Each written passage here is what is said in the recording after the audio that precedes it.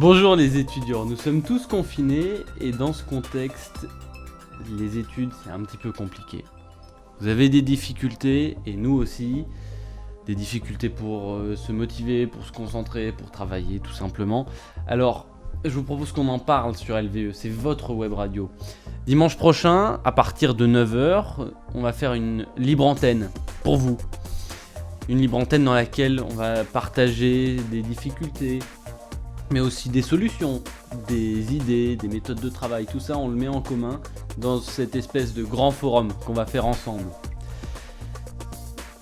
C'est ouvert à tous, et c'est ça le plus important. Venez, rejoignez-nous.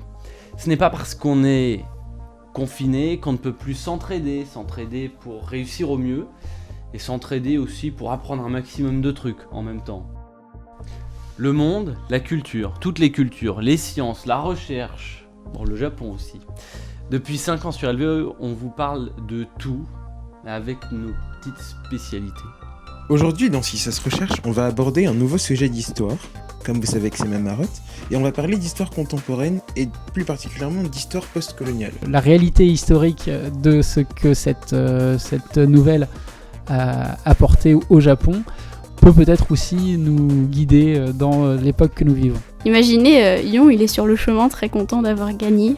Socrate arrive en mode « Bon, écoute Yon, t'es gentil, mais en fait, t'as ni art ni savoir. » J'ai eu l'impression au cours de ma carrière sur World of Warcraft que c'est le premier qui frappe qui gagne. Akira Toriyama s'est inspiré de la légende du roi singe Sangoku, San Wukong en chinois, voilà, si on renote bien.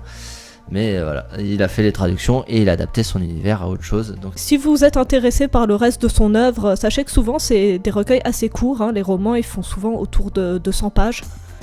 Et donc le grand combat,